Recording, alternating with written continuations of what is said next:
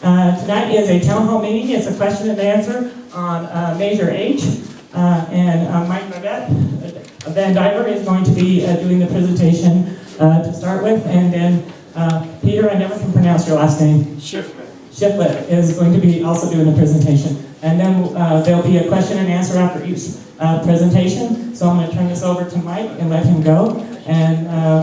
And please be cordial to each other.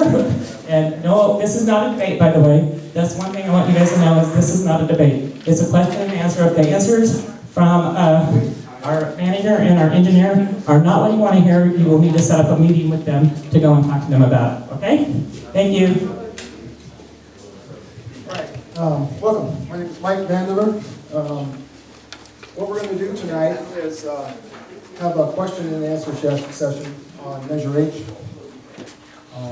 What we're going to start with is a slideshow presentation of questions that we've found that most people are asking. I'm sure there's a lot of other questions out there. That's why we want you here. What we're going to do is give you the questions and the answers. And then at that point, once we complete the slideshow presentation, then we're going to have the yes on Measure H committee and the no on Measure H committee ask their questions first. And then after that is completed, then we'll open it up to the general public to ask your questions. I'd like to thank Joan Levy, our city manager, and Bob Luchka, our city engineer, for being here. Hopefully they'll be able to answer all your questions. If not, what we'll do is write down those questions and try to get back to you at a later time. We'll figure out somebody posting them or an email, and find somebody getting back to you on it.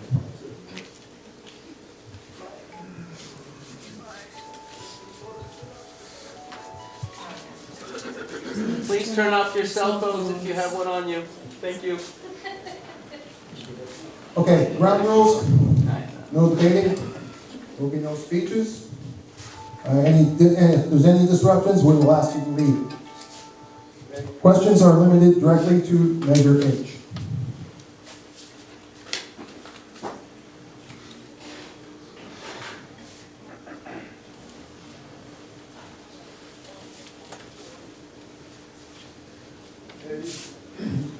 Following the most frequently asked questions about Measure H, at the end of the presentation, we will open it up to the public for additional questions. Reference material used are these documents and budget information that is available at City Hall for public viewing. We have some copies of these documents over here at the table, if there's any of them left over there.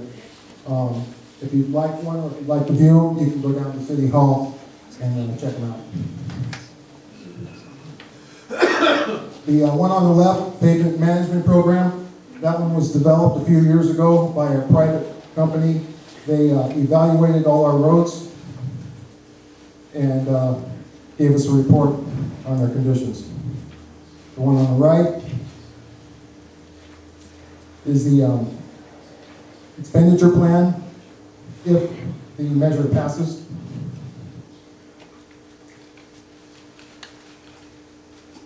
The roads are broken down into 3 different categories: arterial, collector, and residential. Some examples over on the right there are the types of roads that we're looking at.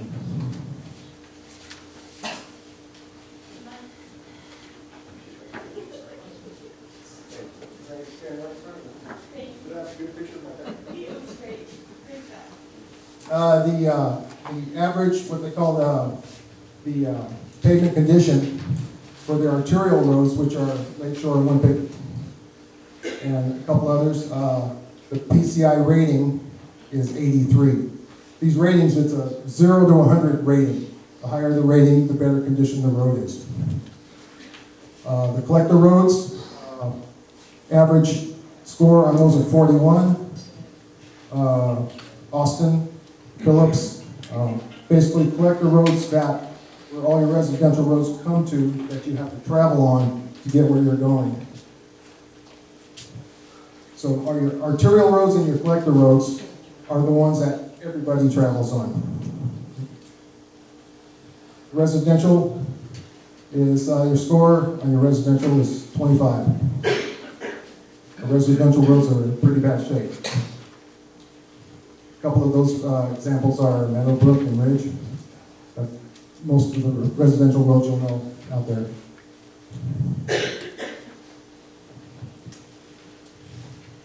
Okay, when we refer to roads, we are talking about city-maintained paved roads and city-maintained dirt roads, unless otherwise specified. There are approximately 62 miles of paved roads and 50 miles of dirt roads within the city. On this table, the miles of arterial roads that we have are a little over 6 miles, collector roads 23, residential 33 miles.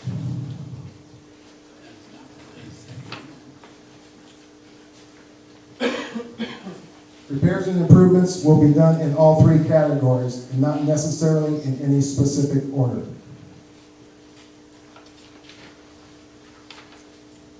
Okay, first question, what roads will be repaved and what roads will be graded?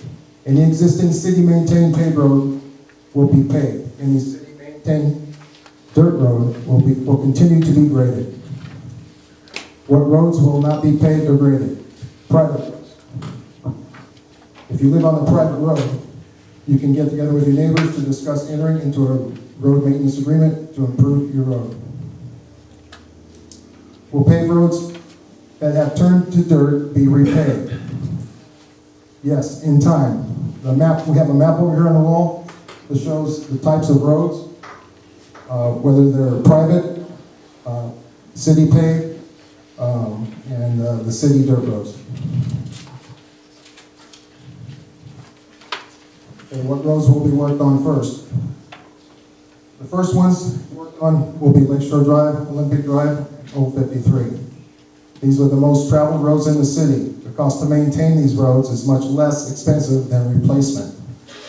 Maintenance versus replacement cost. The city is looking at possibly doing Phillips Avenue across the highway and Meadowbrook Drive in the village the first year. This is the cost of repairing the roads. If you notice up on the top left, the slurry seal is $1.70 a square yard. These are 2011 numbers. So the prices, the cost will vary depending on the time.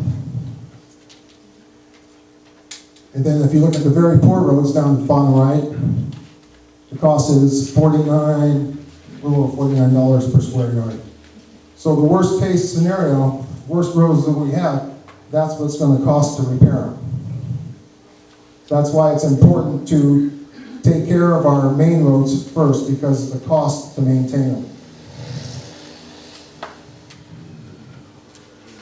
How will the funds be monitored? They will be monitored by an independent audit that is done annually for all city business. The funds will also be included in budget discussions with the city council, both in workshop sessions and regular meetings. All of these meetings are open to the public, and the public has a right to comment. Will there be an oversight committee to oversee this ordinance and the schedule of work to be completed? No. That is the job of the city council. They were voted in to make these decisions. There are already safeguards in place through the budget and audit process. Who will be scheduling and monitoring the work that will be completed? State law requires the city to prepare and adopt an expenditure plan describing the specific projects for which the revenues from the tax may be expended. There will be a 5-year plan implemented by Public Works. It will be revised annually and changed if needed. City Council will oversee the work to make sure the plan is adhered to. The City Council can revise the plan as needed based on public and city needs. The public can attend council meetings and budget workshops to provide input. Workshops are scheduled usually in May and June of each year as part of the budget process. Will any existing funds separate from this measure be allocated differently? No, all funds that are currently allocated for roads, which are the gas tax and general fund, will continue. The state requires that certain funds can only be spent for salaries and Measure H does not allow for salaries for road maintenance. What type of disbursements does the state allow with the gas tax? Anything that is related to road maintenance, including staffing, equipment, supplies, utilities, including traffic signals and streetlights and fuel. Where do the road funds come from and where are they spent?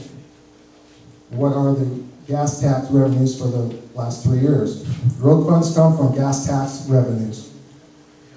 While there is some general fund money allocated to street and public works, all of these funds are dedicated to salaries and benefits. This is a breakdown of the gas tax for the last 3 years. Go ahead and take a look at it. And the numbers for 2010, 2011, you can see what the revenues were, amounts carried forward, and all the expenditures. For 2013-14, those are not the actual numbers. Those are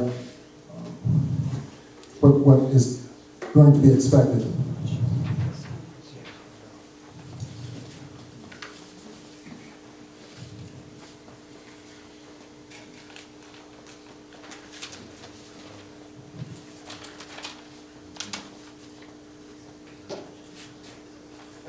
What work will be done in-house and what work will be contracted out. The majority of the work will be contracted out. The city will continue to maintain roads as usual and spend more time on grading unpaved roads. The goal is to grade all dirt roads annually, starting in the second year. Once the dirt roads are brought up to good condition, it won't take a lot of work to maintain it. That's why they would be able to maintain all the roads every year. Will any of Measure H funds go towards salaries? Only for code enforcement. No funds are allocated for public works staff. Funds for public works staffing will continue to come out of the gas tax fund. If any additional hiring is done for road maintenance, these funds will come out of the gas tax funds also. Can dirt roads be worked on with grant money? Yes. It doesn't matter if it is paved or dirt. What other options will become available if this measure passes? Grant, state, and federal funding can become available. With the passing of this measure, we will be designated a self-help city, which will give us a higher priority when we apply for grants, state, and federal funds. What is the estimated time frame to complete work? According to the 5-year plan, we should be able to bring our pavement condition rating from a 38 up to a 60, as described in the pavement management program. However, the 5-year plan will be reviewed annually. There is such a backlog of needed improvements and maintenance that it will take many years to complete.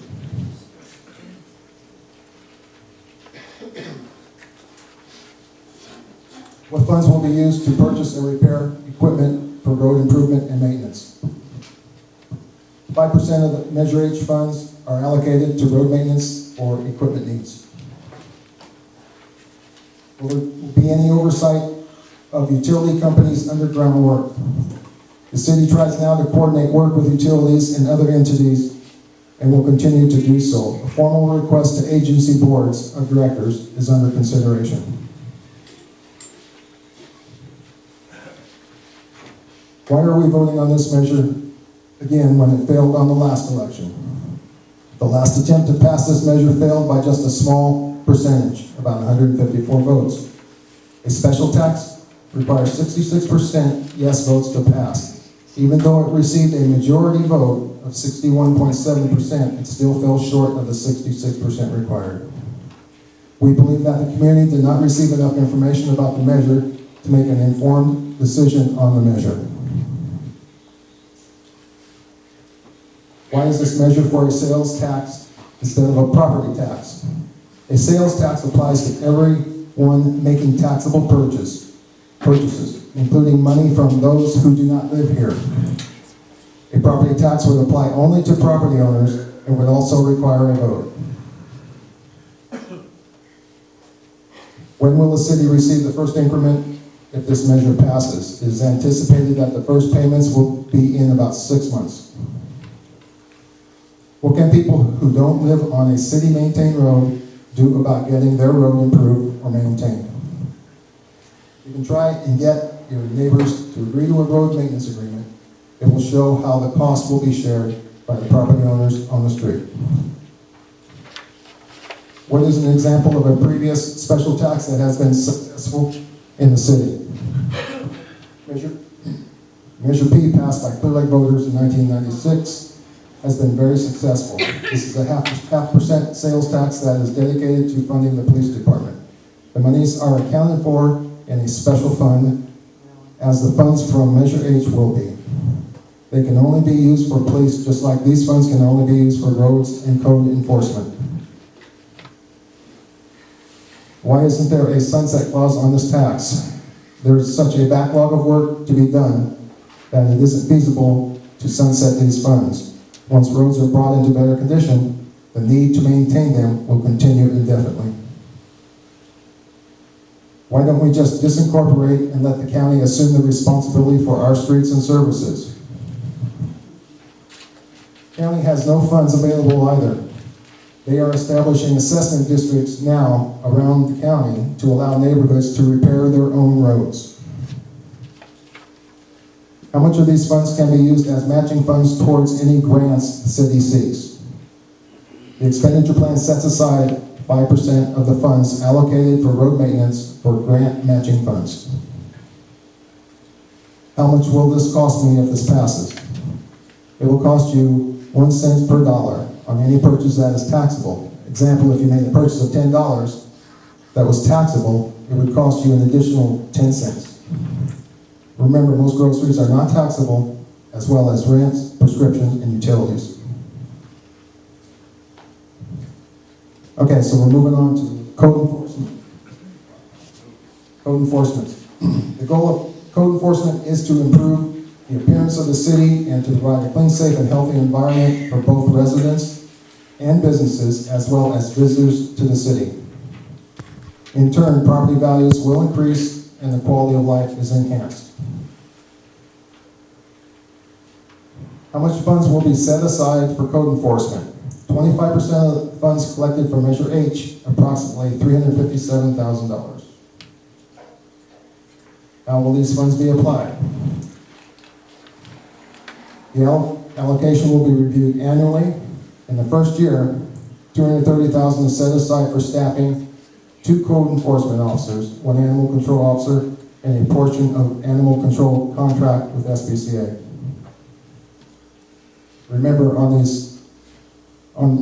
the salary portion of this, that includes the benefits, the payroll costs, unemployment, all the other vacations, all those things that come out of the salaries. $7,000 for supplies and materials, $5,000 for training, $40,000 for contract services, $75,000 for abatement of properties. Eventually, most of these costs will be offset by these costs being passed on to the property owners through their property tax bill. And what that will do is, once we start receiving that money back, that money will go right back into code enforcement to support the program. How much money does the city have available for code enforcement without this measure? Virtually none. When code enforcement was eliminated about 5 years ago due to budget constraints, all code enforcement staff was laid off and no monies were allocated. Since that time, a limited amount has been budgeted for a small amount of one person's time to work on code enforcement. That will change though, when the building activities increase. What type of code enforcement issues will be addressed? Health and safety issues will be a priority, but other areas will include animal control, vehicles, dilapidated structures, trash and debris. There is already a list generated of complaints,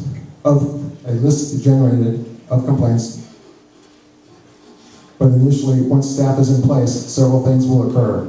A strategy will be developed to survey the city to classify conditions a plan laid out to systematically begin addressing the worst properties first. An educational brochure will be developed to encourage self-compliance as well. Will code enforcement be used to rid the city of marijuana grows? Answer is the marijuana ordinance that is just adopted allows city action on grows based on verified public complaint, as well as provides for its enforcement to protect the general welfare, safety, and health of the community as determined by the individual charged by the city to enforce the ordinance. They're gonna make them turn their guns. Okay. So what we're going to do now is we're going to have questions from the Measure H Yes Committee and then the questions from the No Committee. Bruce, oh.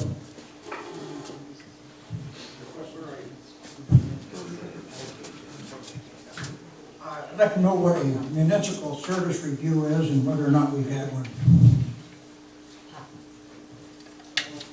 There's a mic there on the.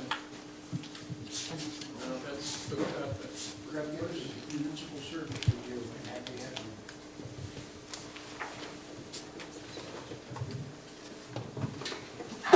Yes.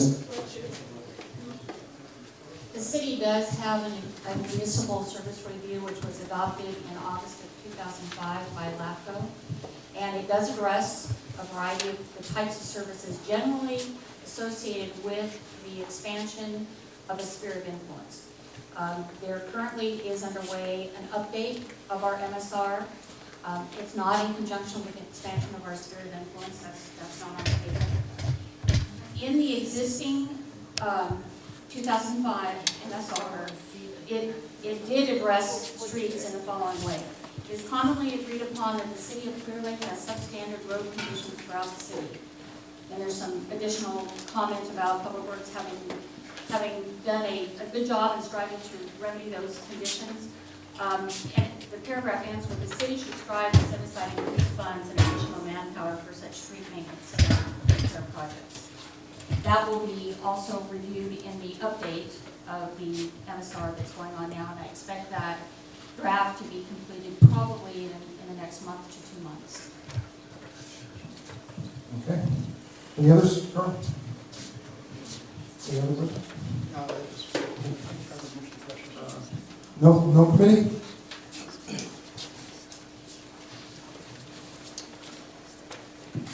My question is regarding the gas tax analysis and statistics you have. Those statistics you had in your presentation do not match the latest budget that was approved by the city council. So I'm curious where you got your numbers from. Can you answer that, Joe? The numbers came from the adopted budget, That's what I have. which, if you look at the adopted budget in terms of the gas tax, and in the gas tax fund category, there are funds that are not included in these numbers tonight that are not gas tax funds. Specifically, the RSTP funds, which are regional service transportation funds. That is $170,000, which is not guaranteed money. So those funds were not included in the projections that were provided. According to the budget I see, as of July 1st, 2013, you show over $297,000 in gas tax reserves or non-spent funds. The carry forward balance in the gas tax category was $694,000. Right. That was the balance as of July 1st, 2013. Right. 2012, 2013, 2013 to 2014, that 694 is what you projected at the end of 2014.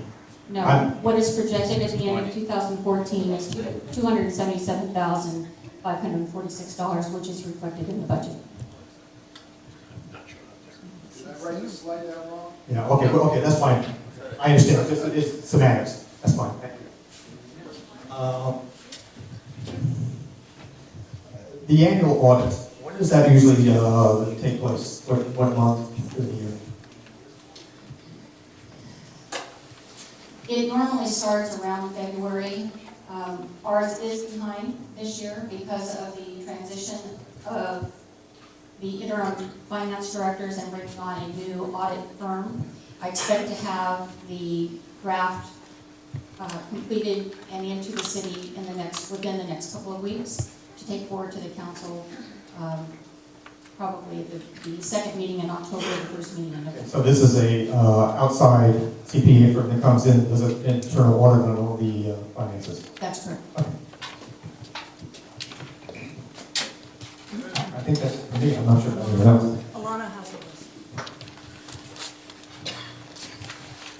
Is there currently a requirement for the city to spend a certain amount on roads to qualify for receiving gas tax funds? I want to make sure I understood the question. It was hard to hear you. The question is there a current requirement to spend a specific amount of money annually to qualify to receive gas tax funds? Yes, that's correct. No, there is not.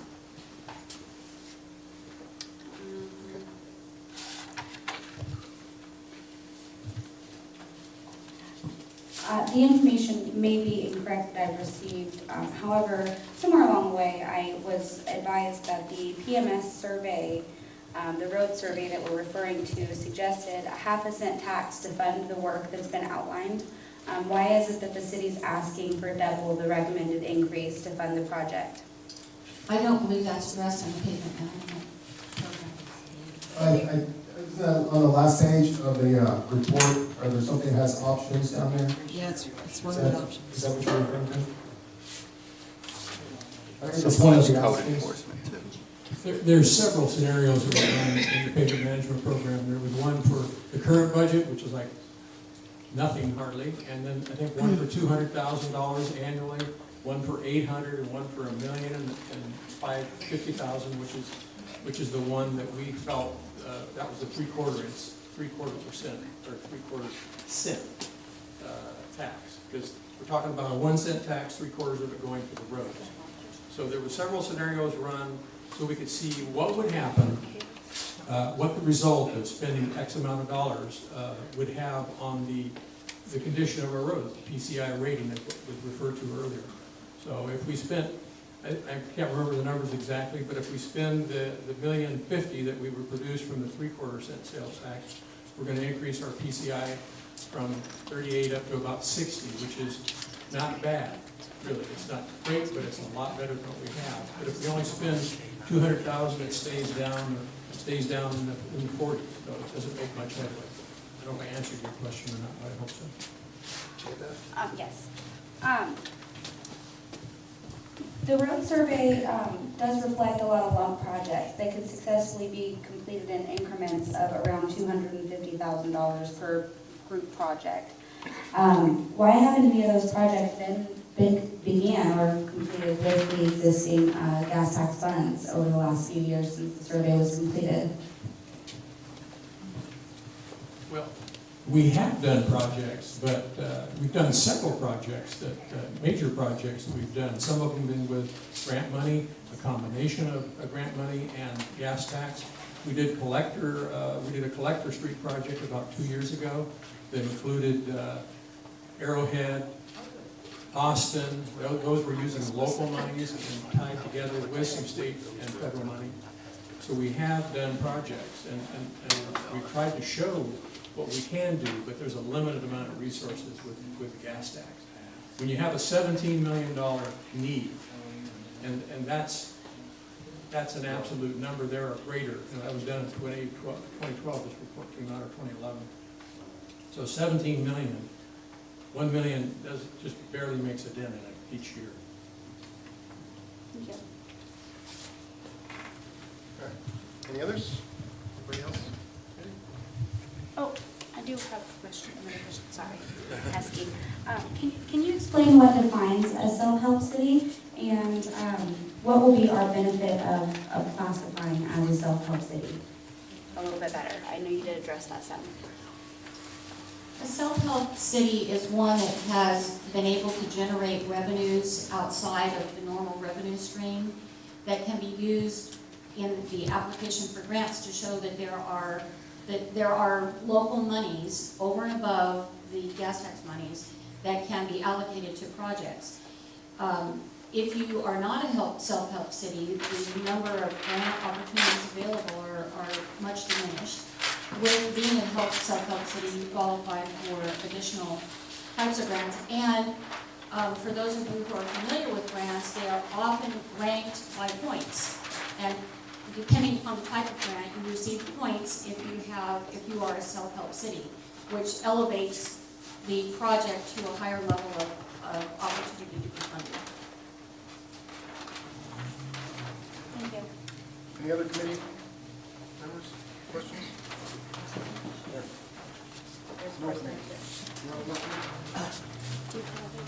Okay, we'll open it up to the public now. If you have any questions, Reggie?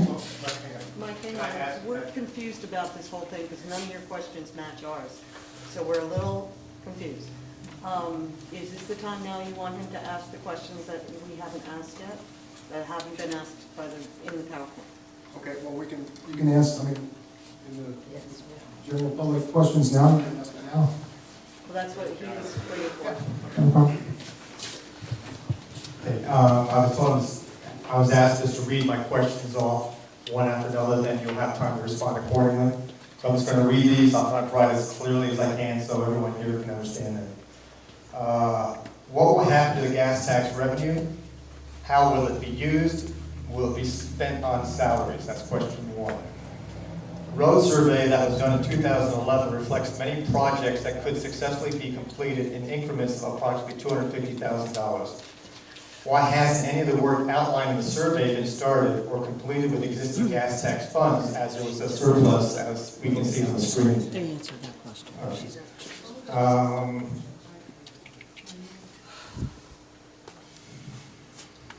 What roads are considered state approved or accepted?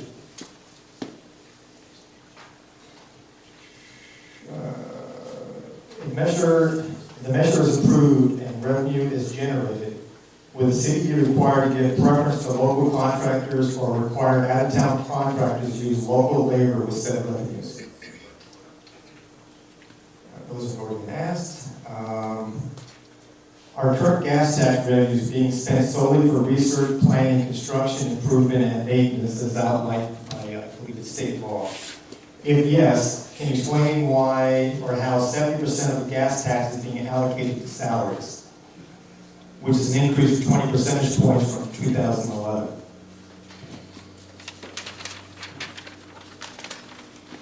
Okay. The city states it needs more revenues or funds to maintain the city streets. However, since 2011, total city payroll has increased by 30.5%. Total city payroll as a percentage of revenues coming into the city has gone from 62% to 80%. The average employee salary has increased by over $10,000 per year to over $61,000. Is that related to Measure H? Yes, it is. It is. Yes, sir. I'm sorry. Yeah. The gas tax fund has a surplus of $695,000 on July 1st of this year. The cost of living during the same time period has increased by only 5.2%. Why is it that you're asking for additional sales tax increase to the general public when we've had excessive payroll increases and the use of the gas tax funds has been stagnant?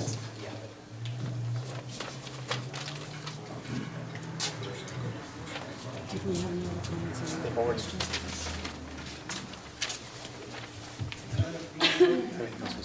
No, I didn't We're gonna find out.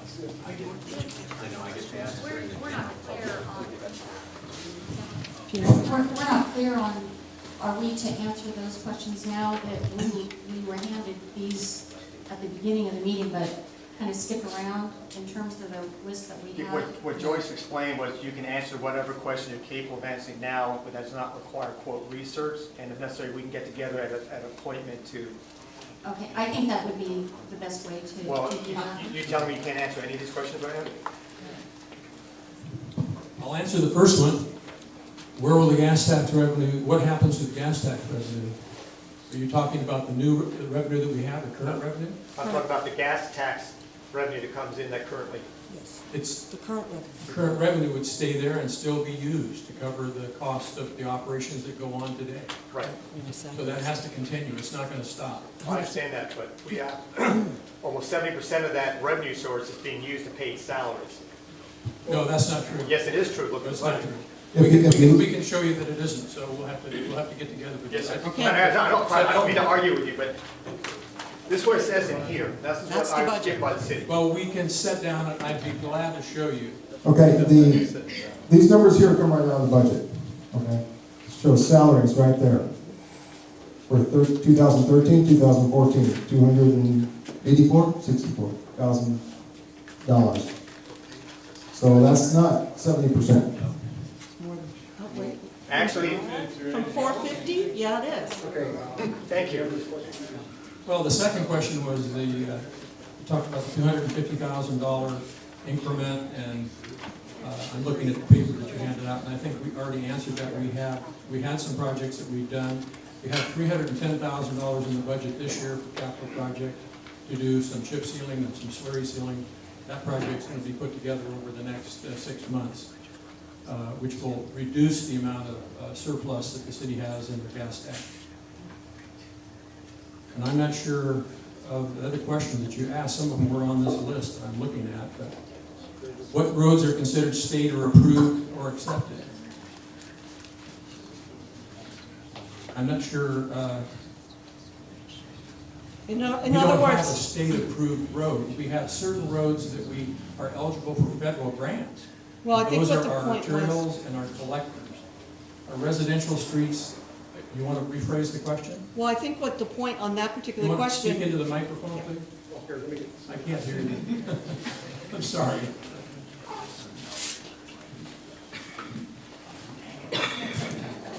I think that what that particular question was addressing was if there could be state funds applied, say, to Highway 53, which I know they maintain, but if there's any other highways or roads within the city limits that could have state funds applied to them? No, we can apply for state grants, Okay. federal grants, but And are we doing that? yes, that's how we've done the major arterials in the city about 6 years ago. We were able to get some grants or use of state transportation funds, bicycle paths, all the things that you see going on if you've driven around lately. thank you. I believe one of the questions was asked, Peter? at least it's on the sheet, whether or not, if this measure is approved and the revenue is generated, the city would be required to give preference to local contractors or require out-of-town contractors to use local labor with said revenues.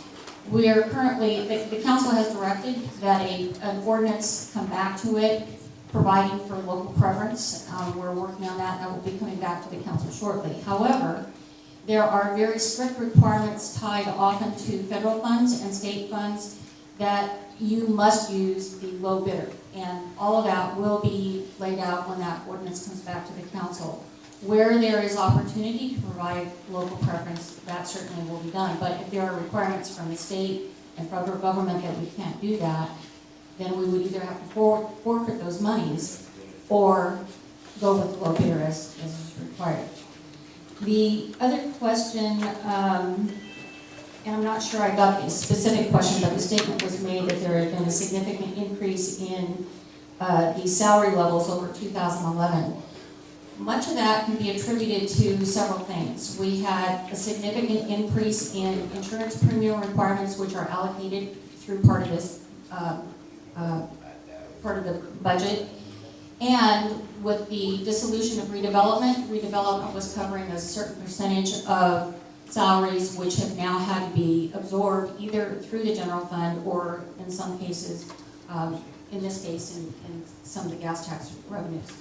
I can, when we schedule a meeting, I can give you more definitive information, but there are reasons why there has been an increase in. May I clarify one point?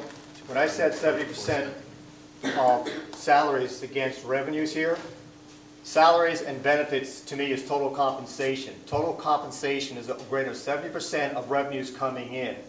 And benefits is a direct result of the hourly or salaries that are paid. So if you reduce salaries, your compensation, total compensation will go down accordingly.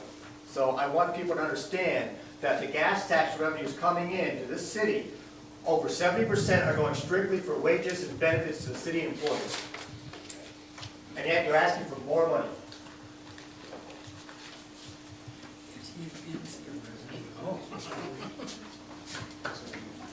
I think the rest of the questions we need to take a look at, and if those could be submitted, if they're different than what's on the sheet before we meet, that would be appreciated. I think it's the same. Okay, we're going to open that to the public now. Anybody have a question? I'm wondering why we had to combine the two. Why can't we separate the road question and vote on that by itself without the code enforcement? That was a consideration that the council discussed, and the final determination by council vote was to include them in one measure. Anybody else? This gentleman right here has a question. He's been waiting. I'm sorry, I come in late. That's okay. Who are you? Mike Danner. Can you stand up when you guys ask questions?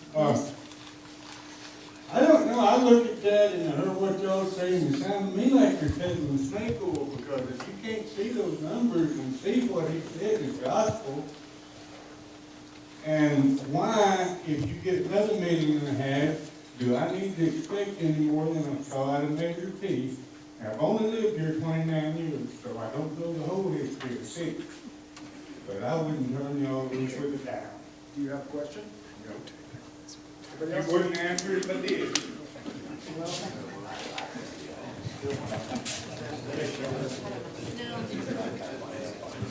Joe, I appreciate your definition of self-help city, and I hadn't heard it before. So if I understand it right, being a self-help city would help leverage additional funds. That's correct.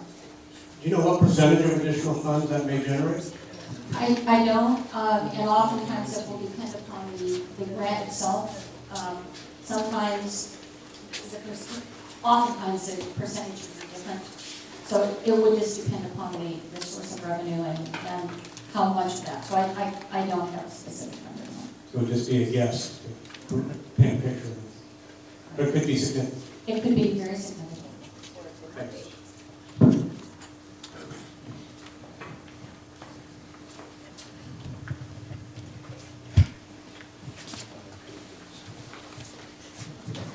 My question is about the animal control officer that was mentioned with code enforcement.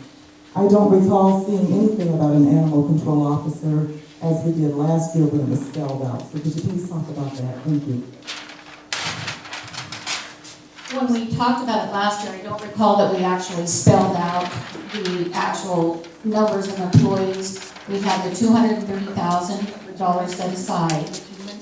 And we mentioned last year that animal control would be part of code enforcement. So, I didn't see a mention of it. I mean, but I didn't see a specific mention of it. there's been no change in any of the prohibition. Well, it was mentioned. No disrespect, but to me that's a little disingenuous because last year it was spelled out, animal control officer. And this year, even though you're saying that it's like Measure G last year, I didn't see any mention of animal control officer. So I was under the assumption that animal control officer was not included with code enforcement officer. So that's why I was a little concerned. Oh, sorry. Last year was still, sorry. Last year it was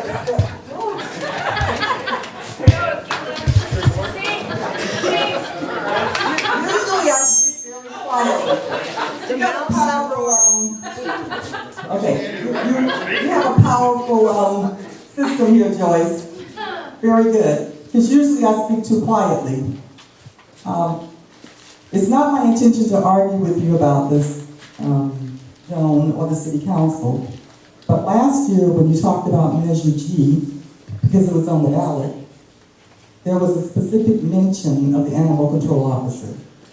This year, I've been to the city council meetings, we've talked about Measure H.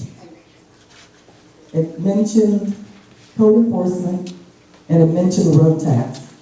I didn't see anything that mentioned an animal control officer. Should I have assumed that the animal control officer was still in there? I didn't assume that. So I'm just asking for clarification without being disrespectful about why we were not told the animal control officer would be in there. Thank you. Go back one more slide. Go forward then. Yeah, the other way. The other back. The other way? Right there. Right there. Oh, hey, there it is. One down. Oh, there you go.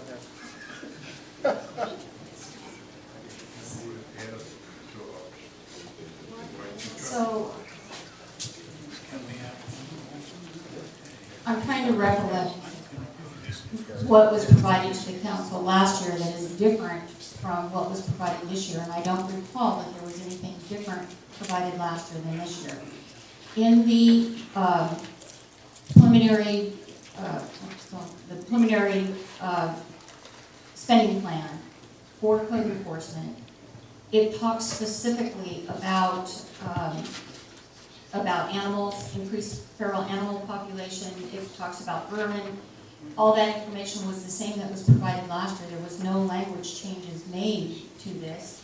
And staffing was simply stated as $230,000. There was not a breakdown provided last year as to how that $230,000 would be expended. The exact same information was provided this year. When I was asked this year about the $230,000, I did go back to my notes to see how I arrived at that number. And what is on the screen is how I arrived at the number. And I don't recall specifically what the ballot language was, but I'm pretty certain that there was not reference to an animal control officer in the ballot language itself. Okay, I may be mistaken, but last year we knew that animal control was included. This year I was not aware of that until just now, and I just wanted clarification. Because I have a problem with animal control, but that's a different issue. Thank you.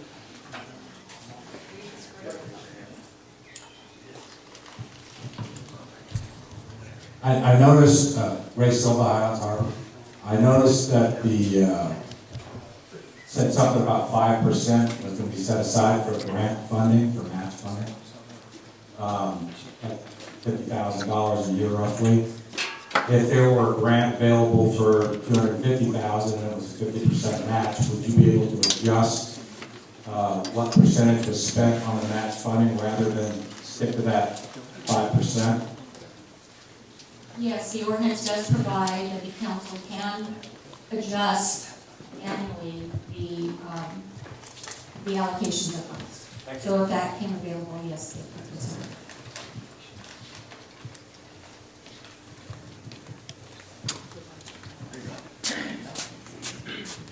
I actually have two questions. One is, I'm sorry, I missed the, when you had a workshop, I missed the workshop where you had council members and public in and you wrote on the board the list of to-dos. Can you refresh my memory on what was the top three or so? You know the goals and objectives you're referring to? Yeah. The goals and objectives, there are 4 priority goals which were initially established about almost 2 years ago. They were reviewed as part of the budget workshop discussions this year and reaffirmed, and they are public safety, the city's fiscal health, code enforcement, and economic development. Okay. The two of you as professionals that we've hired, the city's hired, could you give me your opinion of where we will go if this measure doesn't pass? Where our streets will go and where our code enforcement will go, where our city will go? I think this will be a two-parter, where both of us will have comments. The city's budget right now is not healthy. We have no reserves to speak of. We did adopt, the council adopted financial management policies, which are an attempt to address how the city is going to, in the future, address its fiscal health by establishing reserves and that type of thing, recognizing that we don't have the money right now to do that. This passage of the measure would provide the opportunity for the city to start becoming more fiscally healthy. In terms of code enforcement, when the city council 5 or 6 years ago discontinued code enforcement and laid off the staff that was in existence at the time and effectively budgeted no more monies until this very recently, and that's a very small amount of money. We don't have the ability to put funds back in place for code enforcement. The funds are not there. So we would continue to do extremely limited code enforcement, which would focus on the highest health and safety issues that are before us. An example being a vacant property where a mobile home has been brought onto it with no sanitary provisions provided for the discharge of sewage, those types of things. As far as the roads, if this doesn't pass, the streets, you know, and I'm here part-time. I don't live in Clear Lake, but I've worked here for 8 years, and I really have a good feeling for what's needed out there, and what revenues are there and available, and what the need is. I mean, we have a tremendous need out there, $17 million plus. And we don't have any money really now. Yes, there's a surplus, but you could use that up in an instant and not really make much of a difference right now. So it's going to take a while, even if this is passed. 5 years is what they projected to go out and systematically start working on the streets, the collectors, the residentials, even the gravel roads that we maintain, not the ones we don't. But it's going to take a while to bring those up to better standards. It's going to take 5 years to get from 38 to a 60, which doesn't sound real good, but it's a heck of a lot better than where we are today. So the money that we have in gas tax isn't going to cut it. It's just, you know, I've heard the comment that why do we need more money? Well, we don't have enough to put any money, basically, on an annual basis towards fixing the roads. And unless the city does this, unless the city comes forward with additional money, it ain't going to come from the state. It isn't going to come from the feds. We can continue to seek those grants. And we've been very successful at doing that and getting as much bang as we can for Clear Lake. But you have to have money coming in every year on a regular basis if you're going to fix those roads, or they're going to turn to gravel. They're going to go so bad. I mean, they're already doing that. We've managed to fix the major roads, the arterials, using some state money that we were able to get a hold of. It won't be there again. And then get some grants. We had the stimulus grant after Obama became president. We spent on collectors, and we had some money of our own that we spent on collectors. And we tried to get grants to do bike lanes and do that. But we can only do so much. And so without some sort of increased revenue, you just aren't going to have a road system. I'd also like to address the comments that have been made about the amount of gas tax going for salaries. If you transferred that amount of money into the general fund to free up more gas tax monies, first, the general fund can't absorb that. Those monies cover the salaries of 6.1 full-time equivalent employees, and there simply isn't money in the general fund to address that. But if you were able to do that, it still leaves you a very limited amount of money annually for projects, and it would take far longer than the projected time in the pavement management scenarios to accomplish projects. You would still have to save those monies up, keep them in reserve until you had enough to be able to do a major project. So I understand the concern about salaries being paid out of gas tax, but it is a permitted use. It's not uncommon. Every city that I've worked in, every city that I'm aware of, and there could be exceptions to this, but virtually everyone that I'm aware of does use gas tax monies to cover salaries because the ability oftentimes to transfer those monies to other funds is not reasonable.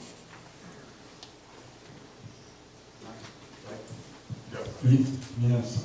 My turn. Yeah. I want to know how you can think about grading approximately 45% of our streets, which are unimproved, for which we get no road tax back from those streets. Only paved and accepted streets qualify for that road tax. Now,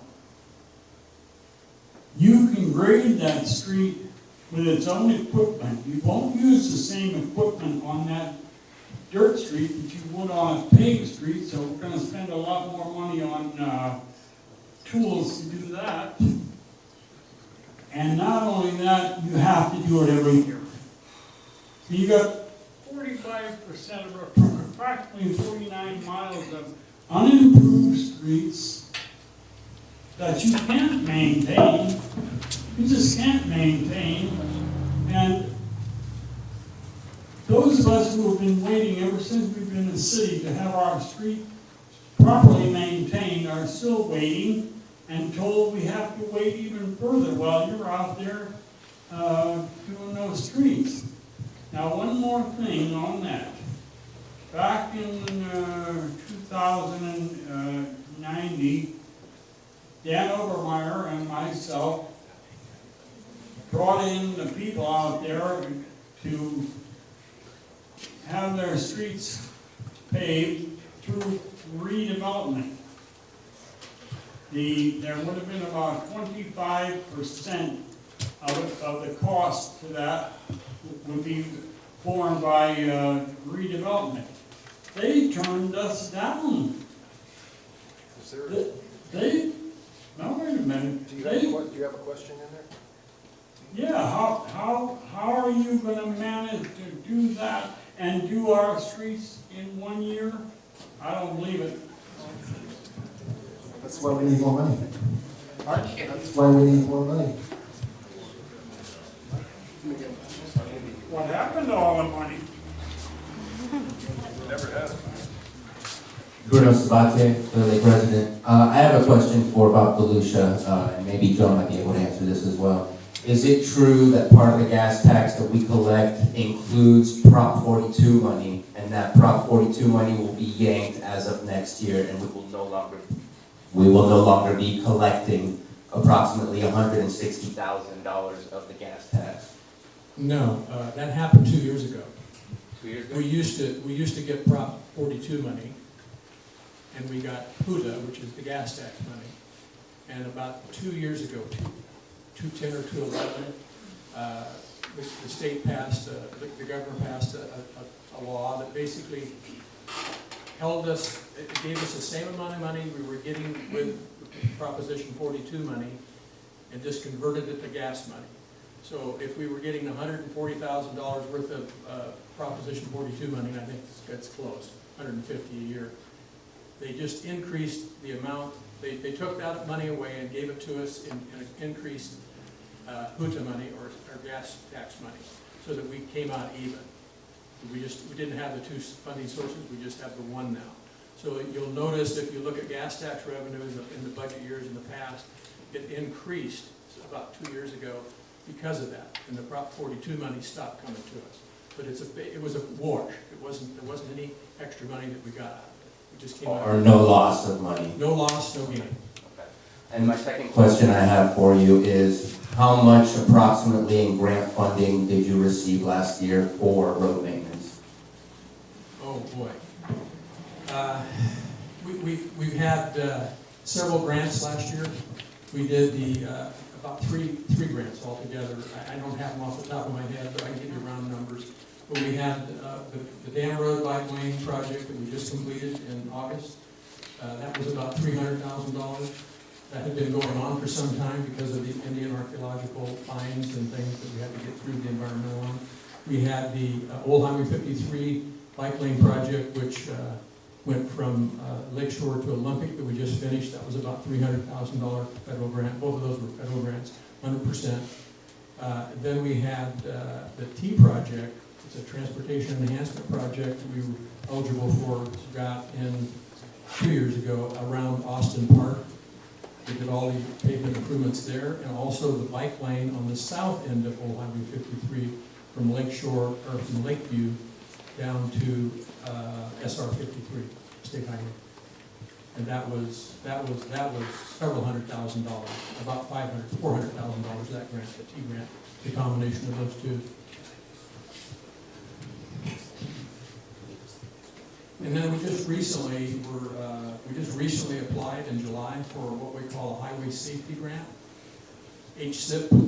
It's a state-funded grant, and I received tentative notice that we were approved for about a $360,000 grant that will pay for safety striping, restriping of the roads. A lot of our roads don't have good striping, centerline striping, fog line striping, and new reflectors in the center line for those that have been let go for more than 6 or 7 years. So the roads, the outlying roads like Lakeshore and 18th Avenue, about 13 miles of roads will be restriped and repaved, restriped and put reflectors on them in the center line for nighttime and winter travel. And then 2 bike lanes will be put in, 2 bike lane projects were included in that. One to do bike lanes on Lakeshore. There's not a lot of work that has to be done. We have to remove the existing marking, do a little slurry seal, and put bike lanes in on Lakeshore from Old 53 to Olympic, and then on Olympic from Lakeshore to Old Highway 53, the same thing. We're going to remove the lines and restripe it so you can have bike lane facilities for that road and slurry seal over it before we restripe it. Is there, come back here. Have we applied for other grants also, or other than that one? For roads, or some type of road? Well, I just have to say that Bob indicated earlier, he's been with the city for 8 years, and in those 8 years, I made a note to go back and look at the number of grants that he has been successful in getting for this city, and the amount of money, the total amount of money that is. Without this man in the last 8 years, this city would not have seen those funds, I don't think, based upon the prior history of the city.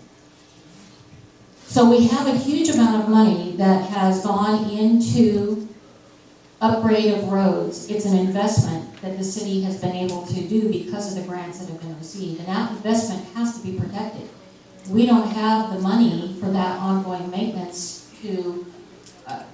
that's going to be required to keep those roads at a standard that I think much of the community has come to expect on those improved roads. So I think it is important that we are more proactive in letting the community know the grants that we have applied for and have received. I think that's really important, and it just underlines the fact that we have made a major investment in this community over the last several years that we do need to protect. And the measure would help us do that. Hi, my name is Don Hunt, and I want to ask a few questions about, we say we're talking about all the grant money we get. Speak into the mic closer to your mouth. We're sitting here talking about all the grant money we get, and we're talking about raising my sales taxes. Nobody said nothing about creating jobs. We've got all this land. We need to be out there creating jobs, and then you wouldn't be here talking about raising my sales taxes because we have enough of revenue coming in. That's all I hear you guys talk about.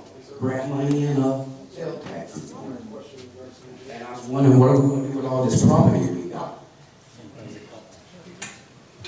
That's a separate response in regard to Measure H specifically, but there is a tremendous amount going on right now through the update of the general plan. I don't want to get too far aside on on Measure H, but we have updated the general plan, we have the Lake Shore corridor study underway.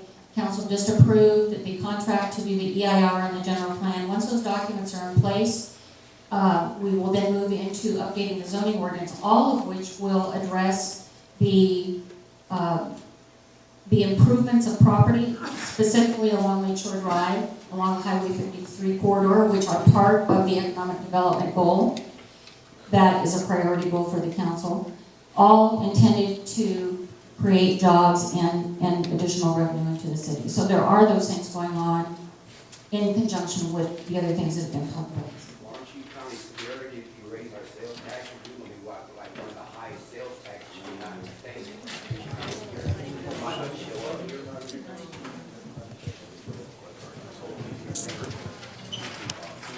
I have, I have two questions. The first one has to do with the performance bond on the work that these contractors who come into the community that you contract with have to pay, first of all, have to pay prevailing wages according to state guidelines.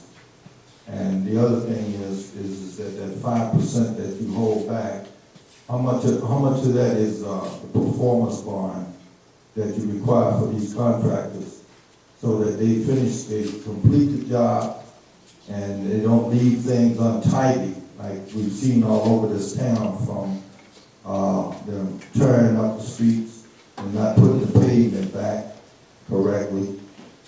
And then it puts a lot of extra problems for our local maintenance people to go back and clean up the mess that they create. And then after they're long gone, you understand, you can't hold them to anything because you have allocated all of the money for whatever contract that they have bid on. Greg, I'm not sure I totally understand the question, but I think when we have a contractor come in and do a major project, we inspect it.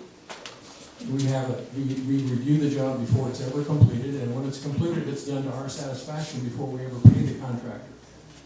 And we have, if he doesn't do the work, we don't pay him. We hold back 5 or 10% at the end of at the project at the different levels that we pay.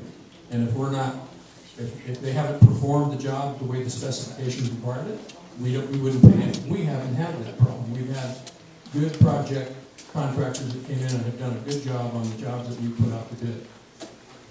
As far as utility companies that come out and go in, cut into the street and cause stress to the street, I think we have a much better policy than we had, and we have fairly stringent requirements when they get into a road like Old Highway 53 or Lake Shore, so that when they do tear it up, they put it back correctly. Okay. My next question had to do with, Young, at one of the council meetings, you talked about hiring a building inspector and a code enforcement officer combination. And in this budget, how much money of this budget would take up that revenue for that code enforcement officer / building inspector? I mean, dealing with the revenues that you will be receiving. That position would not be funded out of this. And my recommendation to council was, because we are in somewhat of a slow time construction-wise right now, but we do need to have a building inspector, that part of his time be allocated to code enforcement until such time as we would be able to hire additional code enforcement officers, which would be allowed for under the passage of this measure.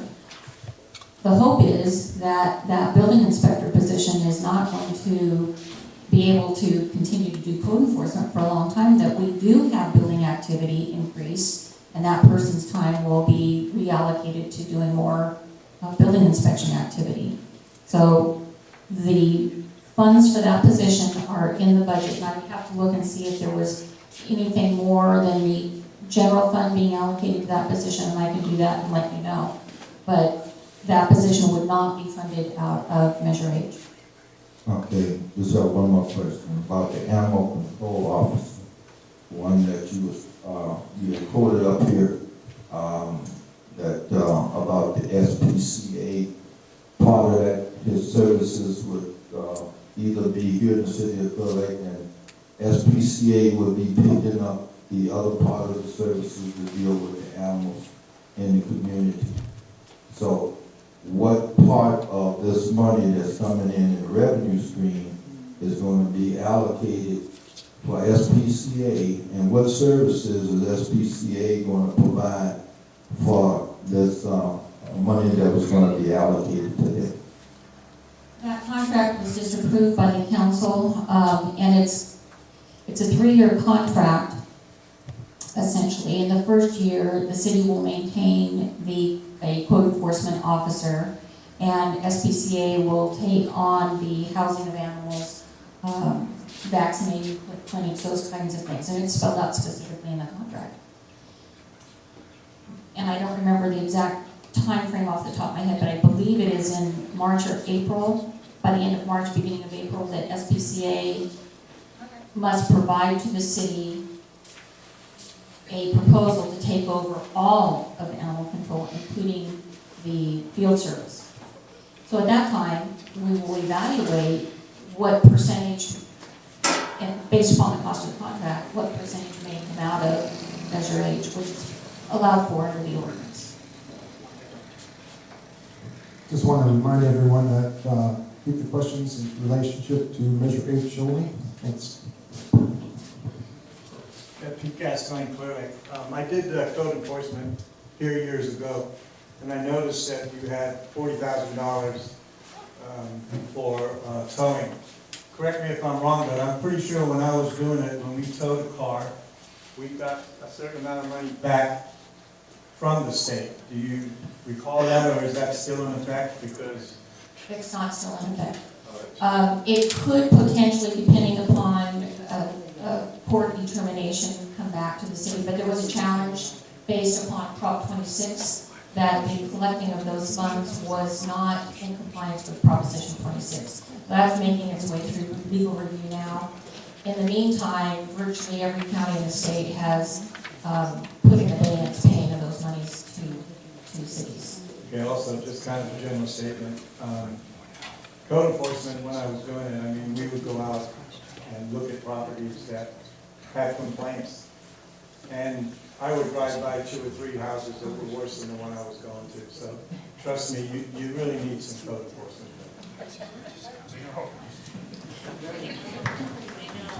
Carl Webb, citizen of Clear Lake. Bob, this question's for you. Our trails right now are in pretty good condition, 453, Lakeshore and Olympic in that triangle. However, Olympic Drive, I noticed driving down, it's got many linear cracks already in the pavement. That's a relatively newly paved road. Without good maintenance, how long is it going to be before it turns into something far less than what it is right now? Well, you need to go back out and crack seal. You seal the cracks so the water can't get into the base. If you do that, then that road will be maintained for quite a while. But if you don't, the water will get into the base, and then it starts to alligator. And you know what an alligator is, most of us, and potholes, and there's sections of Olympic from the Safeway store towards City Hall that have quite a few sections that are alligator now. I think that was put in 2000. So the city needs to go in there and dig out those sections and replace them. And that just happens to be the road that we want to make a bike path on, and restripe the road so we don't destroy it. So those are the kind of things you have to keep doing constantly. And that's in the pavement management program, but it's the kind of thing that they lay out. Are we going to be able to do that without Measure H? Probably not, no. So the costs up here on this slide will show you, if we maintain the good roads, the cost per square yard is. If we don't, you can see what the cost would be.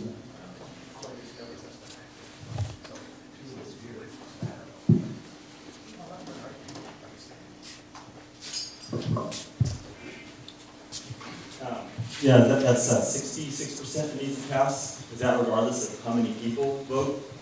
Like if just 10 people vote, you just need 7? Yes. Okay. Yeah, I just want to give a compliment to who's ever doing the campaign, because last time around, barely seen any signs. This time it seems like I see a lot of signs around. And so I think they're doing a pretty good job with the campaign. And yeah, over the years, a lot of the main roads have gotten paved and are pretty, a lot better than they were like 5 years ago. But yeah, some more paving would be good, and definitely we need to bring back code enforcement, strong. So that's all.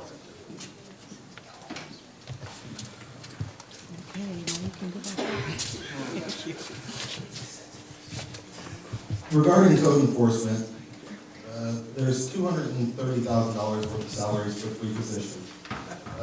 Will there be an open application process for the 3 positions? Yes, And has there been any inquiry into those positions yet? you mean by the people who would be interested in applying? Yes. No. I take that back.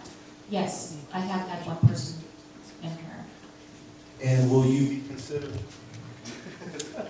considering shifting positions that are currently funded by the city into code enforcement? Or current workers who are currently working for the city, will they be moving positions and taking a gain in pay and responsibility to become code enforcement? They would have to apply for the position and go through the same process as anybody else. And will the public have any input on that hiring process? No. My second question is, well, I do have a lot of answers coming, not directly from the city manager. I have a couple around me, so thank you. There's $300,000 dedicated to capital projects this year. Can you give us a list of those capital projects? And with the condition of our residential roads, in the $200,000 budget proposal, many of those roads, over 37, would be conditioned in the first year. If we're going to use $300,000 for capital projects, don't you think that we might put that money into those residential roads to bring up our PCI rating? Well, Doug Herron, the Public Works Director, is not here to answer that question directly, and he's the one that put the money in the budget. But I know that what his thought was, number one, is we needed to put some money in there for restriping. We were fortunate enough, it looks like we're fortunate enough to get the HSIP grant, which we'll have to match. It's a 10 or 15% match, so we'll have to still take some of that money that he had, $80,000 for the striping. We'll use part of that for the match on this grant, and we'll be able to do a lot more streets than what we had even envisioned to do with his $80,000. You follow where I'm going there? Yes. Then the rest of the money was going to be used for some of the dig outs that I was just talking about on Olympic, where we're going to, as part of the same grant, we would use that money to help go in and dig out the bad pavement, so that when we slurry over the top of the road, we won't be slurrying over crappy stuff. And other chip seal work that he wanted to do, I don't know the streets. He has to determine that yet. Some chip seal, and maybe some local paving on certain streets. And he hasn't made the final decision, but the idea was to work on some of the local roads and some of the collectors with some chip sealing. When it comes to the $1,050,000 annual budget, that budget is only reflected for paved roads when it comes to the survey. Where is the funding going to come from to grade the dirt roads that are in the avenues or around 49 miles of dirt roads we do have? Well, we still have gas tax revenue that we have, but there isn't an exclusion.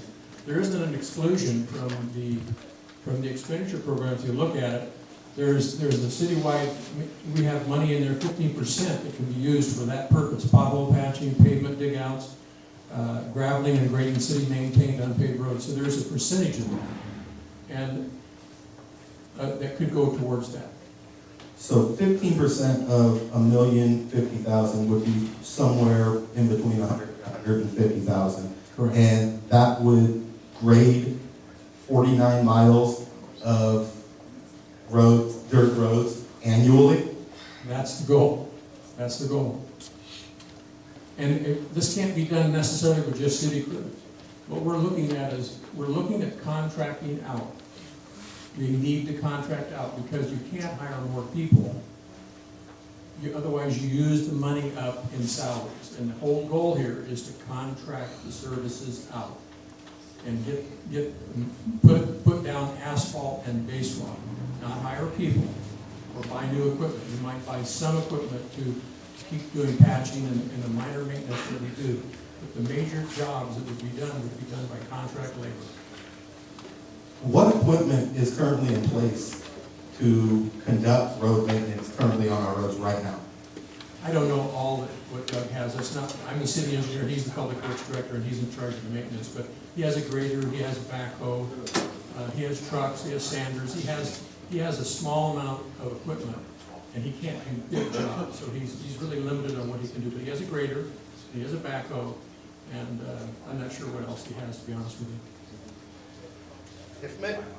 If Measure H does not pass, has the city discussed any plan for in-house savings moving forward, such as temporary wage freezes of employees? They haven't had a wage increase, as far as I know, for 5 or 6 years. I did read the city manager's contract. And it says she gets a minimum of 5% increase. Annually. A minimum of 5% increase annually. Would she be, come on. Would she be willing to take up of her own? Is this a major, Measure H question? Yes. If it does not, if Measure H does not pass, has the city discussed any plan for in-house savings moving forward, such as temporary wage freezes, including city manager, who receive a minimum of 5% increase yearly? There has not been that discussion at this point, and when Bob indicated there hadn't been any increases, that's a cost of living increase since 2005, I believe it is, for general employees, public safety, or the police officers receive an increase, a cost of living increase, and I don't recall off the top of my head what the percentage was, I believe in 2007. The pay scales are based upon ranges and steps, 5-step range, and no, those have not been discussed at this point. Very likely would be on the table if this doesn't pass. Thank you.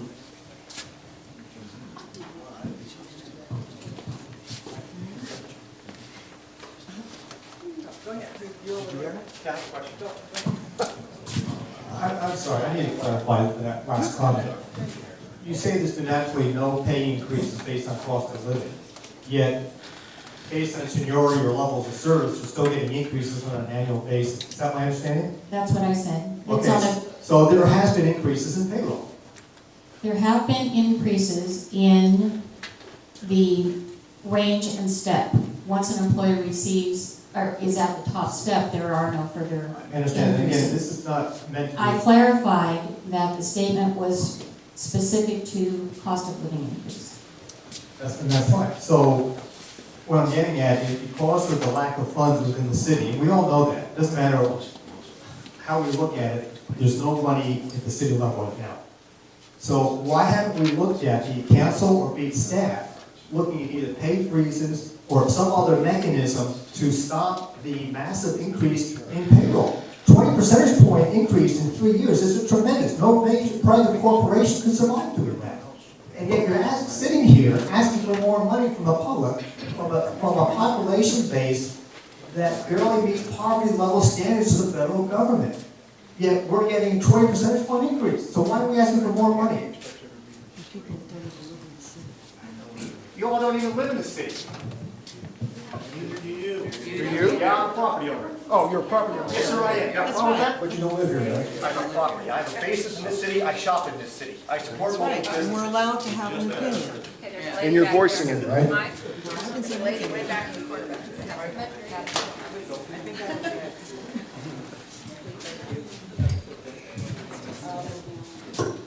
just want to ask if the Measure H has already been paid for. I think you mentioned 28,000 or somewhere in that category, and that's what I read in the paper also. That's the estimate provided to us by the county, and no, it has not been paid for yet. The bill will come to the city following the election, after all the costs are accounted for by the county to provide the election service.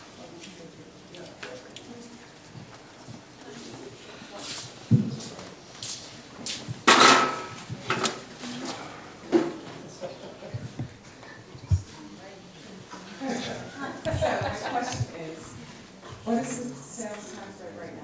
My, 8%. 8%. Go up to what, 8%? So most of the people that I know are on a fixed income, and they're mostly going to be concerned about exactly how much more money they're going to have to be spending.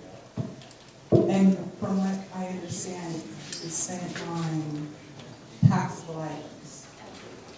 So I can say the groceries aren't going to increase, but your toilet paper, your paper towels might by maybe 10 cents on the dollar. So, penny on the dollar. Oh, so penny on the dollar. Okay. Now, so the people that I work with and a lot of people that I know, like I said, are on fixed income. And that's what they hear, they want, how much more money am I gonna have to pay? So when I tell them, you're not gonna have to pay any more money for groceries, because that's not a taxable item. You only have to pay a penny on the dollar for some other taxable items. Is that right? So, I'm surprised. I don't know, I want to say, I'm not sure if it's a question, but I'm trying to think, because if the Hawkins one is an incredible question, like Jeopardy, but for the most part, now a whole other friends that I know, we don't even shop here. We shop at Costco, we shop at Gap. This is like a Walmart sweatshirt, first thing I think I bought at Walmart, frankly. But most of my clothes I buy somewhere else. So, my point is like, wow. So I don't have to have my teeth refilled to drive down the roads.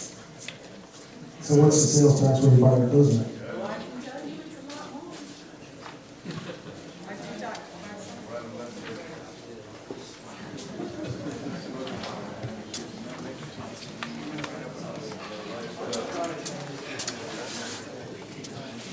John, this question is for you. I realize we keep touching on the salaries, and that's not definitely my intention. But if measure H does not pass, we are forced to look for other ways of funding code enforcement or road improvement. Aside from a wage freeze, do you have any other ideas off the top of your head how the city would begin to save money and direct that money towards code enforcement or road improvement? I'm not prepared to, off the top of my head, give examples, but we're always looking at ways to be able to save money, recategorize funds for things that are needed by the city, and that's done in a very public way. We have usually 2 workshops. If there were need to have more workshops, we would, on the budget. There is opportunity for public comment at that time when those suggestions are made to the council, and again during regular city council meetings. So off the top of my head, no, I'm not prepared to address the types of things that might be on the table. Well, we certainly, depending on what the outcome is here, be looking to do that. And even if this does pass, we will continue to be looking at where we can save monies to be able to become a more fiscally healthy city. In reference to question 24, what part will be allocated to SPCA for what services? Will every single dog that is picked up here in the city of Clear Lake be taken to SPCA? And has there been a number discussed of how many dogs we will be able to take to the SPCA? A specific number, no. We actually are meeting with SPCA tomorrow to have further discussion with them in terms of how the implementation will work. What I can tell you is they have much more room than the city currently has.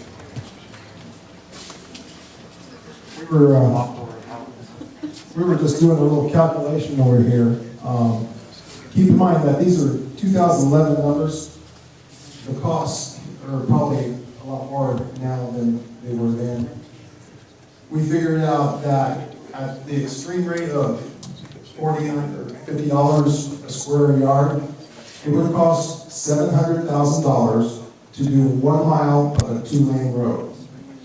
So when you ask if that $200,000 is going to help us, it's not. Is that a question? I'm not making a statement. Okay? I thought this was a question and answer from the city manager, not answer from the yes man. Thank you. My name is John Brosnan. I am a resident of Upper Lake and property owner in the city of Clear Lake and a contractor currently employed in the city of Clear Lake. So that makes me qualified, I'm not sure. But I have a question. Is it reasonable to assume that administration costs or administrators would be willing to, I think this was asked earlier, but I don't think the question was sufficiently answered from my understanding. Would the administration and administrators be willing to actually consider, if H doesn't pass, would they actually consider that reductions in their salary would be something that they would be willing to forfeit in order for the city to get ahead? As I indicated before, that discussion has not occurred. I'm not prepared to address that this evening without having had that discussion with the management team, certainly. But it would be, as I indicated before, everything would be under review, including salary levels. If you are a city administrator, would you accept a wage decrease in order to help the city of Clear Lake move forward if the constituents do not vote yes on H? It's a simple question, a personal question, which you can refrain from answering, but nonetheless, a direct question really aimed at you personally. You don't have to answer it, but I'm asking you personally. I would have that discussion with City Council. Thank you. My thinking is that if you cut salaries, how much are you cutting, and is it really going to benefit us in regards to roads? I mean, build a couple potholes maybe? No, I agree with her that she should consider discussing that with council because of that very question. But I think it really needs to be discussed, and I think it needs to be disclosed to the constituency. So that's just my. Any other questions? Measure H questions.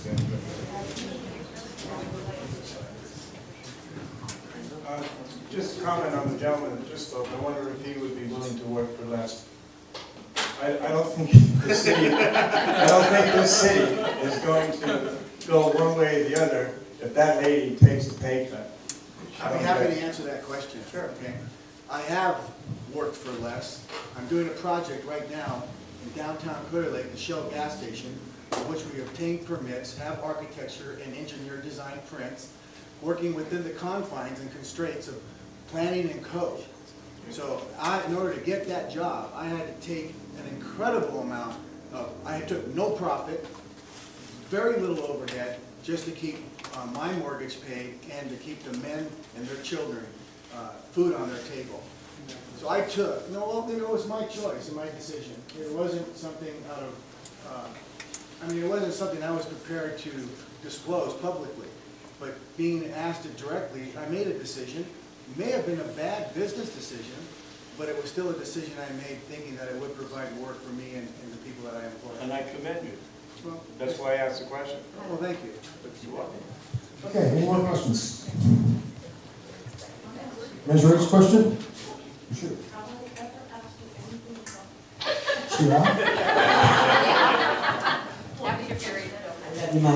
Okay, my question is, and it's kind of a rhetorical question, but I think it's something everybody needs to think about. If it's not passed, will the city go back to the drawing board and try to put together a measure that the city, people of the city would support. I think that, everybody's saying it's do or die, and if we don't do it, it's the end of the world. But I'd like to know if there is an option to bring it back to the table if the measure doesn't pass. I think that's always an option. The other thing I wanted to point out is regarding the 28,000. There are other items on the ballot, so this should not cost the city $28,000 because it's split evenly amongst the other ballot items. So I believe that there will be less than 28,000 spent on this measure. That could be. We're going based upon the estimate provided to us by the county. And I think a couple of weeks after you got that estimate, they released the list of items that are going to be on the ballot, and there are some school board items, and there are some fire board items, so that could help. This item is not consolidated with those elections. So they would not share the costs, and this would be straight. That's correct. All right.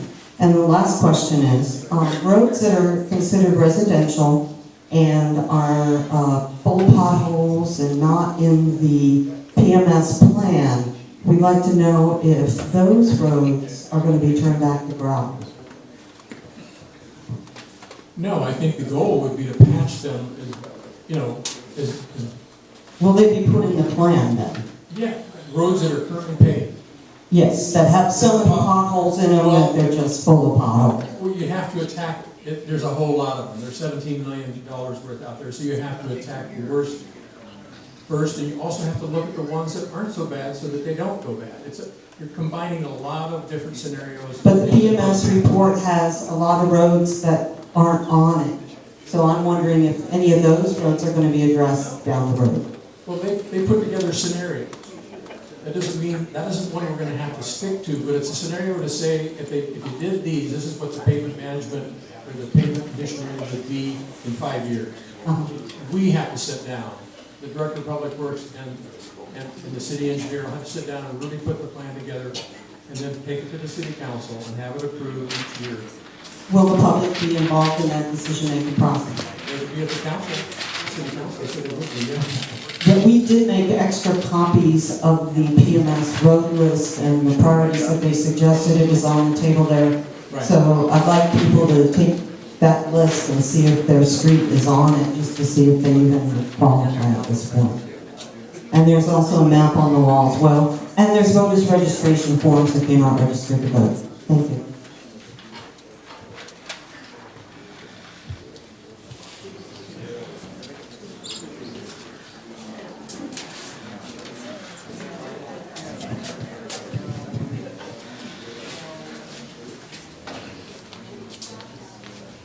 Has there been any discussion about a committee to oversee these funds, a citizen committee? Considering that there is unrest with this city council, and this is a major step in our city, considering who is going to be distributing these funds and the public's input, are we going to be able to have a committee that we can form that can have input on what streets get done first and what streets are considered worse in other people's opinion, other than just the PCI that was given from the road survey from 2011?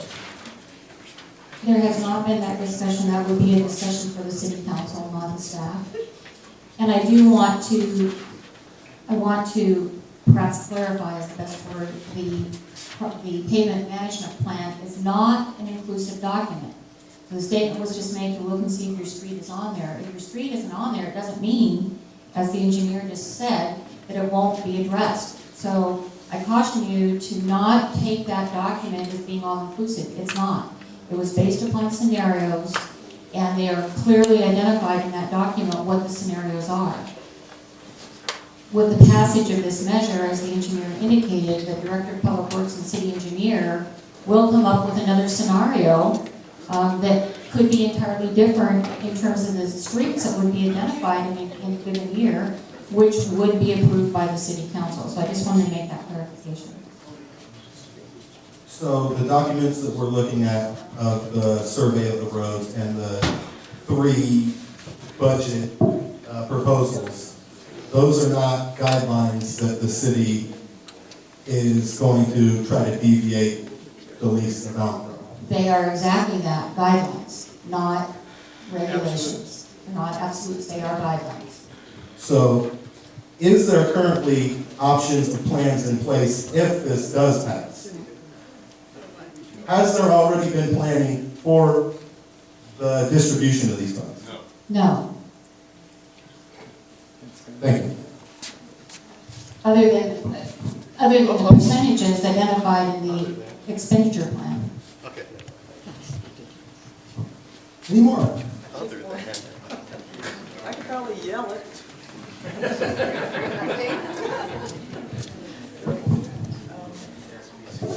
The last question, I think this is my last question. Is there any feeling, any theories and questions about how many people may actually support this time? I know you don't know for sure, but you have any, anyone? I have any idea? There hasn't been any polls taken on this.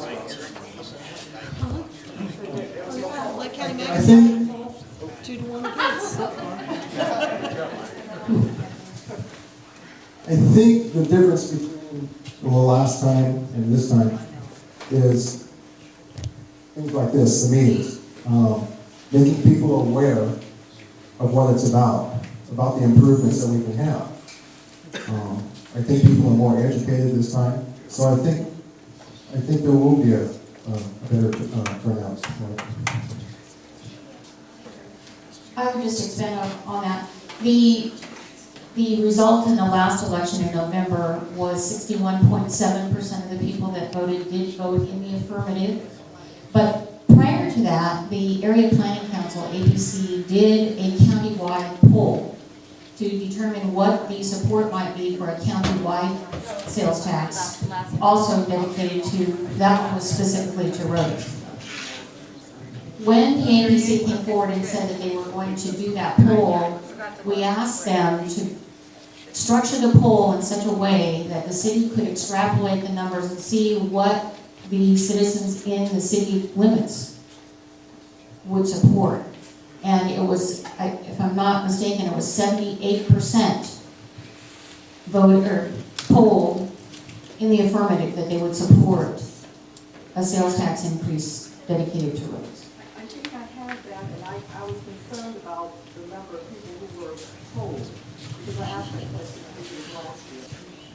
And Bob has reminded me that was on a half-cent sales tax, but still, 78% is a very high number for a sales tax increase, affirmative opinion. I think you only did 200 if it's the same one that I'm thinking about. You only did a survey of 200 people in the city. I don't recall I was concerned about those numbers being so small. And I don't recall the exact number, but I do recall that APC said that statistically, it was a statistically good poll. Yes, and I know, but I still differ with him, but anyway. Any other questions? Anyone? All right. Well, I hope everybody got the information that they're looking for. Michael. That's when you thought it was safe. Those damn no people. Providing everyone with some information about where we're sharing a lot of info on Facebook. We're both. Get the microphone, please. Give her the mic. Can she have the microphone? Please give her the microphone. I'm not sure if it's this. Both the No and Yes Committee have Facebook pages as well as websites that are either existing or being built. I realize everyone's not super web savvy. We do have flyers, both committees that are being posted throughout town and signs. I'm sure that anyone who wants more information can contact either committee to get additional copies of any forms we have, any information that we've shared here, or our signs, or our committee. So I just wanted to make sure everyone knows that we do have all of the information that we're passing back and forth and discussing, and I just wanted everyone to know that there are other forums to keep getting more info. Thank you, Mike. Yeah, that was the question. I've kind of gone back and forth quite a lot.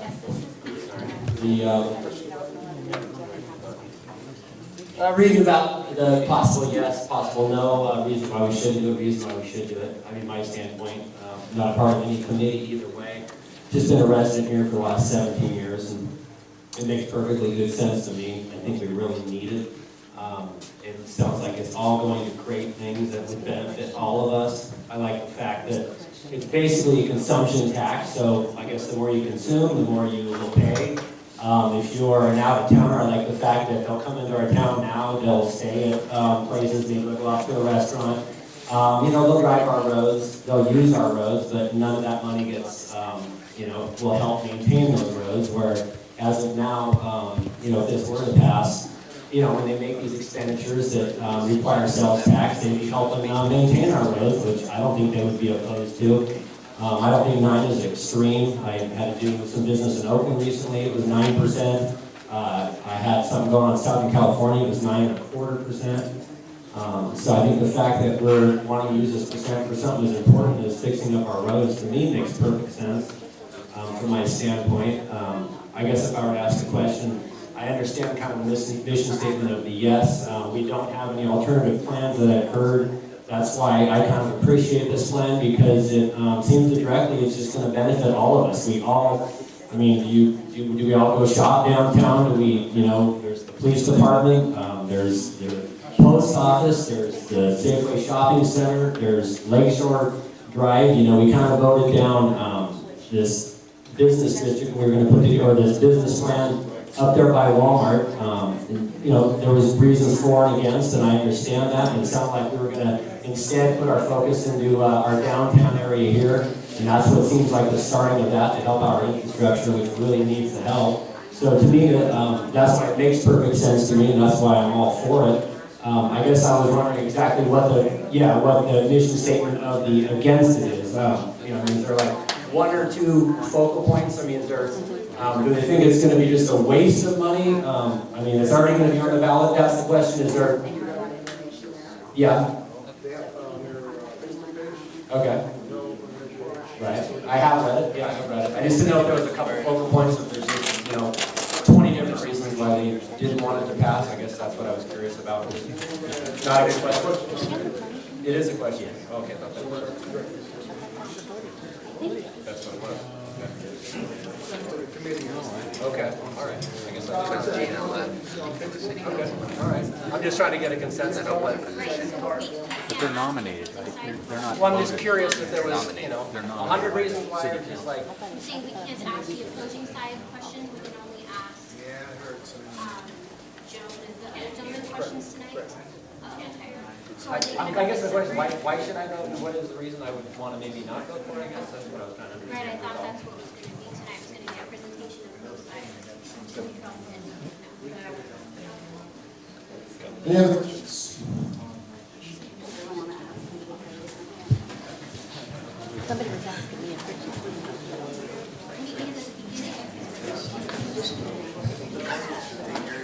So, thank you for saying that that stuff's available, because I was told that there was a property search done, and that our names came up on that property search, so I'd like to get a copy of your information on the no from Measure H committee.